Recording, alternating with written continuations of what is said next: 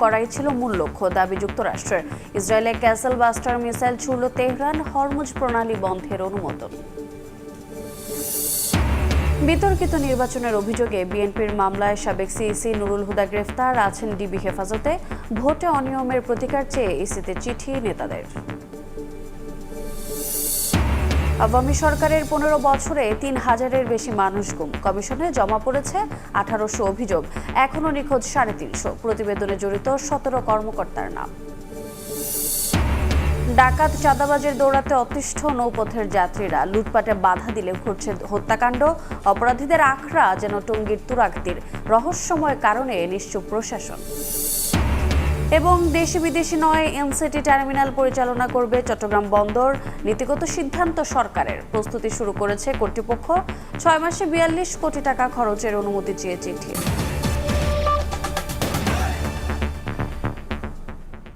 সকালের সময়ের সঙ্গে আছি আমি রোজা চৌধুরী।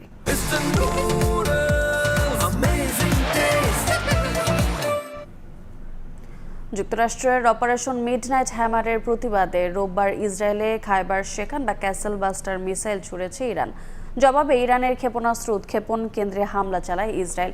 এদিকে ইরানের পরমাণু স্থাপনাতে হামলা দেশটির সরকার বদলের উদ্দেশ্যে হয়নি বলে দাবি করেন মার্কিন প্রতিরক্ষা মন্ত্রী পিট হেগসেথ। জানান, জাতীয় নিরাপত্তার স্বার্থে এ অভিযান চালানো হয়েছে। অন্যদিকে রোববার জাতিসংঘের নিরাপত্তা পরিষদে ইরানের যুদ্ধবিরতির প্রস্তাব তুলেছে রাশিয়া, চীন ও পাকিস্তান। ইরানে যুক্তরাষ্ট্রের অপারেশন মিডনাইট হ্যামারের প্রতিবাদে রোববার ইসরায়েলে প্রথমবারের মতো খাইবার শেখান ছুড়েছে ইরানের ইসলামী বিপ্লবী গার্ড বাহিনী। বিবৃতিতে তারা জানায়, হামলার লক্ষ্য ছিল ইসরায়েলি সামরিক কমান্ড সেন্টার, প্রতিরক্ষা বিজ্ঞান গবেষণাগার ও তেল আবিবের বেন গুরিয়ন বিমানবন্দর। জবাবে ইসরায়েলি বাহিনী ইরানের পশ্চিমাঞ্চলে পাল্টা হামলা চালায়, ধ্বংস করে ইরানের ক্ষেপণাস্ত্র উৎক্ষেপণ কেন্দ্র। শাসন পরিবর্তন নয়, বরং পরমাণু হুমকি নিষ্ক্রিয় করাই ছিল হামলার মূল লক্ষ্য। রোববার পেন্টাগনে সংবাদ সম্মেলনে এমনটাই দাবি করেন মার্কিন প্রতিরক্ষা মন্ত্রী পিট হেগসেথ। জানান, এটি কোনো সরকার বদলের অভিযান নয়, বরং জাতীয় নিরাপত্তা রক্ষায় একটি সুনির্দিষ্ট অপারেশন। হেগসেথ আরও বলেন, তেহরানকে বার্তা দিয়ে শান্তিপূর্ণ সমাধানের আহ্বান জানানো হয়েছিল। তবে ইরান যদি যুক্তরাষ্ট্রের নাগরিক বা ঘাঁটিতে হামলা করে, তবে তার জবাব হবে চরম বিধ্বংসী। যুক্তরাষ্ট্র প্রস্তুত রয়েছে বলেও মন্তব্য করেন তিনি। এদিকে রোববার নিউ ইয়র্কে জরুরি বৈঠকে বসে জাতিসংঘের নিরাপত্তা পরিষদ।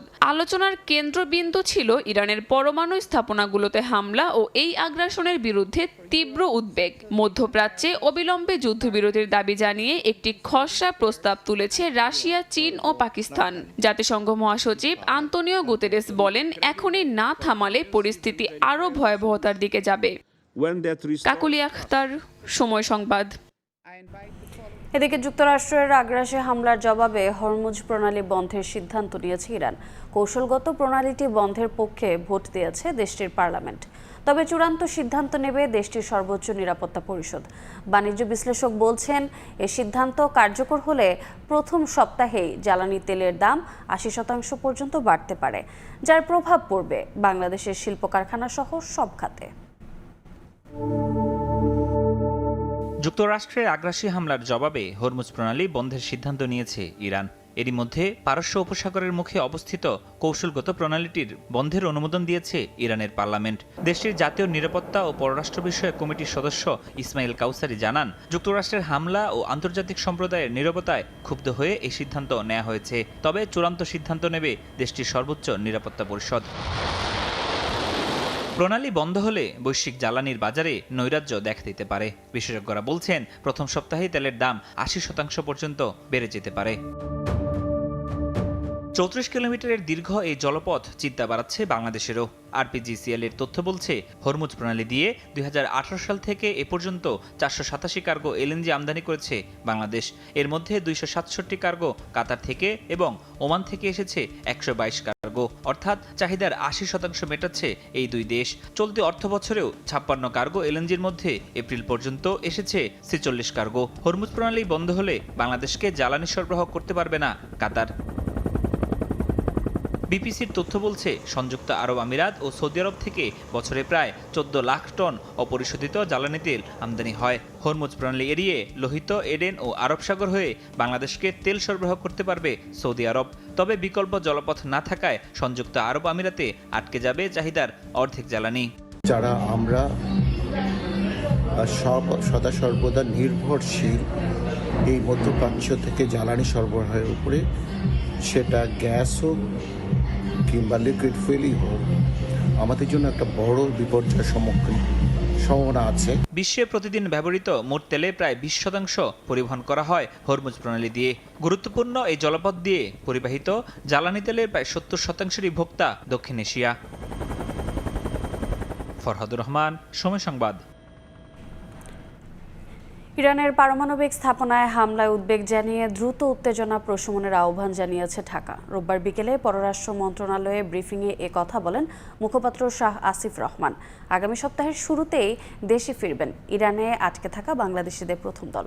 এরপর পর্যায়ক্রমে সবাইকে ফিরিয়ে আনা হবে বলেও জানান তিনি। বাংলাদেশ ইসলামী প্রজাতন্ত্র ইরানের পারমাণবিক স্থাপনাগুলোতে সাম্প্রতিক হামলার ঘটনায় গভীর উদ্বেগ প্রকাশ করছে।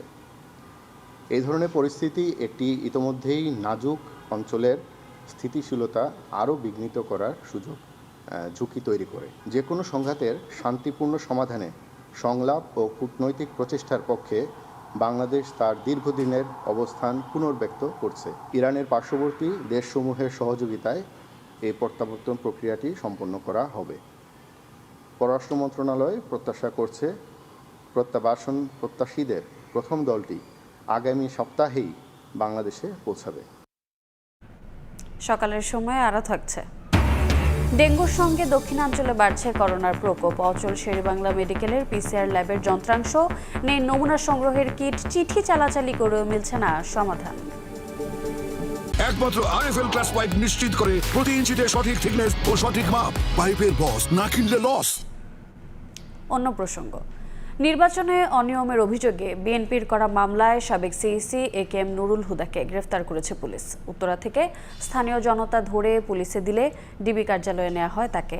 বিতর্কিত নির্বাচনের অভিযোগে শেখ হাসিনাকে প্রধান আসামি করে 3 সিইসি ও 19 কর্মকর্তা সহ অজ্ঞাতনামাদের বিরুদ্ধে মামলা করেছে বিএনপি।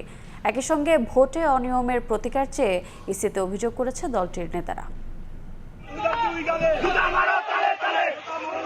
বিতর্কিত নির্বাচনের অভিযোগে বিএনপির করা মামলায় গ্রেফতার হলেন সাবেক সিএসি কেএম নুরুল হুদা। রোববার সন্ধ্যায় উত্তরা থেকে স্থানীয় জনতা ধরে পুলিশে দেয় তাকে। পরে ডিবি কার্যালয়ে না হয় সাবেক সিএসিকে। পুলিশ বলছে শেরেবাংলা নগর থানায় বিএনপির করা মামলার 9 নম্বর আসামি কেএম নুরুল হুদা অবৈধভাবে নির্বাচনী ছদ্মবেশ ধারণ করে নির্বাচনী ব্যয় নির্ধারণ না করে ঘুষ দিয়ে অবৈধভাবে অন্যকে ভোটে জয় করানোর বিষয়ে তার বিরুদ্ধে যে অভিযোগ, সেই অভিযোগের প্রেক্ষিতে একটি মামলা হয়। উত্তরা 5 নম্বর সেক্টরের এখানে স্থানীয় জনগণ তাকে হেফাজতে নেয়, নিয়ে উত্তরা পশ্চিম থানাকে যখন ইনফর্ম করার পর উত্তরা পশ্চিম থানা পুলিশ সেখানে যায়, গিয়ে তাকে নিয়ে আসে। তৎপরবর্তী সে এখন বর্তমানে ডিবি হেফাজতে আছে এবং পরবর্তী বিষয়গুলো প্রক্রিয়াধীন আছে। এর আগে সকালে বিতর্কিত 3 নির্বাচনে অনিয়মের প্রতিকার চেয়ে ইসিতে চিঠি দেয় বিএনপির নির্বাহী কমিটির সদস্য সালাহউদ্দিন খানের নেতৃত্বে 3 সদস্যের প্রতিনিধি দল প্রধান নির্বাচন কমিশনারের কাছে আবেদন জমা দেয়। পরে শেরেবাংলা নগর থানায় মামলা করে দলটি। এই যে ভোট তারা করেছে, নির্বাচন কমিশনার সহ তার সহযোগীরা, তাদের বিষয় নিয়ে আমরা একটা অভিযোগ নিয়ে থানায় এবং 2টি অভিযোগ আমরা তাদের কাছে আমরা এই জমা দিলাম। আমরা জানি এই বর্তমান সচিব এবং প্রধান নির্বাচন কমিশনারের সাথে যারা অন্যান্য নির্বাচন কমিশনারের এই যে অভিযোগটা আমরা দিলাম, ওনারা ওটা আইনগত ব্যবস্থা নেবেন। মামলায় শেখ হাসিনাকে প্রধান আসামি করে 3 সিইসি ও 19 কর্মকর্তা সহ অজ্ঞাতনামাদের আসামি করা হয়েছে। আদনান তুর্য, সময় সংবাদ, ঢাকা। আওয়ামী লীগ সরকারের 15 বছরে 3 থেকে 3.5 হাজার মানুষ গুম হয়েছে বলে ধারণা গুম কমিশনের। যদিও এ পর্যন্ত অভিযোগ এসেছে 1850 জনের, যার মধ্যে আবার 350 এখনও নিখোঁজ। তাদের খোঁজে চিঠি দেওয়া হয়েছে পুলিশকে। তথ্য চাওয়া হয়েছে ভারতের কাছেও। গুম কমিশনের দ্বিতীয় অন্তর্বর্তী প্রতিবেদনে গুমে জড়িত দেশের 7 সংস্থার পাশাপাশি ভারতীয় গোয়েন্দা বাহিনীরও ভয়াবহ নির্যাতনের চিত্র ফুটে উঠেছে। জড়িত 17 কর্মকর্তার নামও এসেছে প্রতিবেদনে।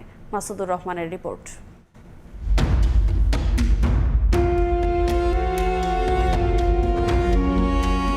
গুমের পদ্ধতি, নির্যাতন, আয়নাঘরে বন্দী, এরপর মিডিয়া ট্রায়ালের মাধ্যমে আসামি হিসেবে তুলে ধরার পুরো প্রক্রিয়া তুলে ধরা হয়েছে গুম সংক্রান্ত তদন্ত কমিশনের দ্বিতীয় অন্তর্বর্তী প্রতিবেদনে। বেশিরভাগ ক্ষেত্রেই সাদা পোশাকে অপহরণের পর গাড়িতে করে নিয়ে যাওয়া হয় অজ্ঞাত স্থানে। তদন্তে উঠে এসেছে গুমের পর প্রতিরক্ষা গোয়েন্দা সংস্থা ডিজিএফআই এর joint interrogation cell, JIC, RAB একের task force for interrogation, TFI বা র্যাব সদর দপ্তরের গ্লাস হাউস সহ 16টি গোপন বন্দিশালায় রাখা হতো ভুক্তভোগীদের।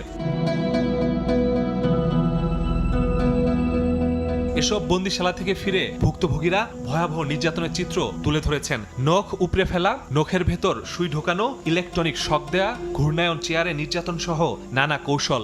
খেতে না দেওয়া ঠিকমতো, তারপরে হচ্ছে পচা জিনিস খেতে দেওয়া, রাতের পর রাত ঘুমোতে দেয় নাই। সো এই জিনিসগুলো অনেক ভিকটিমদের ক্ষেত্রে রয়েছে। কমিশনে এ পর্যন্ত দেশের 36 জেলার 1850 জন ভুক্তভোগী গুমের অভিযোগ করেছেন। তারা বন্দী থাকা অবস্থায় আরো 2 থেকে 3 জনের তথ্য দিয়েছেন। সেই হিসেবে গুমের সংখ্যা 3 থেকে 3,500 হতে পারে বলে ধারণা তদন্তকারীদের। ভিকটিমদের পরিণতি কি হয়েছে, পর্যায়ক্রমে আমরা কতগুলো ফাইল যেটা আমরা পুলিশকে দিয়েছি, যে শুধু তদন্ত না, তাদের সন্ধানটা জানার ব্যাপারটাও তাদেরকে প্রায়োরিটাইজ করতে হবে। গুমের সঙ্গে police, RAB, DB, CTTC, DGFI, NSI ও বিজিবির সম্পৃক্ততা পেয়েছে কমিশন। তবে ডিজিএফআই ও র্যাব সবচেয়ে বেশি যৌথভাবে গুমের ঘটনা ঘটিয়েছে। এখানেই শেষ নয়, ভারতীয় বাহিনীর মাধ্যমে সে দেশে করা হয়েছে গুম। বাংলাদেশের প্রচলিত যতগুলো আইন প্রয়োগকারী সংস্থা বা তদন্তকারী সংস্থা বা আপনার হচ্ছে গোয়েন্দা সংস্থা আছে, প্রত্যেকটা বাহিনীর সদস্যরাই কিন্তু এইগুলির সাথে জড়িত ছিল। প্রতিবেদনে গুমে অভিযুক্ত করা হয়েছে র্যাবের সাবেক 4 মহাপরিচালক, 7 অতিরিক্ত মহাপরিচালক, 6 গোয়েন্দা শাখার পরিচালককে। গুমের মতো ন্যাক্কারজনক অপরাধে জড়িতদের দৃষ্টান্তমূলক শাস্তির আহ্বান নিরাপত্তা বিশ্লেষকদের। যেটা সর্বোচ্চ শাস্তি সেটা দিতে হবে, সে সেনাবাহিনী হোক বা বাংলাদেশের নাগরিক হলে তো হলো, আর ভারতের নাগরিকটা ব্যাপারটা আমরা কূটনৈতিকভাবে দেখবো। এখানে কোনো কম্প্রোমাইজের কোনো স্কোপ নাই। সবচেয়ে বেশি গুমের ঘটনায় জড়িত থাকার অভিযোগে র্যাবকে বিলুপ্তি এবং অপব্যবহার হওয়ায় 2009 সালের সন্ত্রাস বিরোধী আইন সংশোধনের সুপারিশ গুম কমিশনের। মাসুদুর রহমান, সময় সংবাদ, ঢাকা। রামপুরা গ্রিড উপকেন্দ্রের ত্রুটি সমাধান হওয়ায় 2.5 ঘন্টা পর বিদ্যুৎ ফিরেছে রাজধানীতে। বিদ্যুৎ বিভ্রাটের কারণে গরমে চরম ভোগান্তিতে পড়েন রাজধানীবাসী। সড়কবাতি নিভে যাওয়ায় ব্যাহত হয় যান ও পথচারীদের চলাচল, দেখা দেয় নিরাপত্তা ঝুঁকি। রাতভর জেগে থাকা নগরীতে হঠাৎ ভুতুড়ে পরিবেশ, পুরো রাজধানী যেন অন্ধকারে ঢাকা। লোডশেডিংয়ে বিভিন্ন সময় কিছু এলাকা আলোহীন থাকলেও একসঙ্গে প্রায় পুরো ঢাকা শহরে বিদ্যুৎ না থাকা অপরিচিত ঘটনা। রোববার রাত 9:30টার দিকে রামপুরা গ্রিড উপকেন্দ্রে ত্রুটি দেখা দেয়ায় বিদ্যুৎহীন হয়ে পড়ে রাজধানীর গুলশান, বনানী, হাতিরঝিল, ফার্মগেট, কারওয়ান বাজার, রামপুরা মগবাজার, সেগুনবাগিচা, বক্সিবাজার সহ বিভিন্ন এলাকা। এতে গরমে চরম ভোগান্তিতে পড়েন নগরবাসী। সড়কবাতি নিভে যাওয়ায় ব্যাহত হয় যানবাহন ও পথচারীদের চলাচল, দেখা দেয় নিরাপত্তা ঝুঁকিও। 10টা কারেন্ট গেছে, এখন রাত বাজে কয়টা, 12টার উপরে বাজে মনে হয়, 12:30 বাজে কারেন্ট নাই। গরমে রাস্তা হাঁটতে আছি, আর কি করুম। একটা করে দিতেছে, বুঝছেন। ধানমন্ডি এগুলো ছিল না, একটু আগে দিছে, এখন এই জায়গা দিতেছে না। এই আতিঝিল গেছে, ওখানে দেয় নাই, আমগুলো নেই, কিন্তু এত সময় দেখি না থাকতে, আর হয় না এত সময়। এখন যে কিনলে কয় আল্লাহ জানে। প্রচণ্ড গরম পড়তে আসছে, এখন কি করব, উপায় নেই, বাসায় প্রচুর গরম, এই জন্য এই রাস্তার পাশে বসে রয়েছি। 2.5 ঘন্টা পর উপকেন্দ্রটির সমস্যা সমাধান করে কর্তৃপক্ষ। পরে আলো ফিরতে শুরু করে তিলোত্তমা শহরে।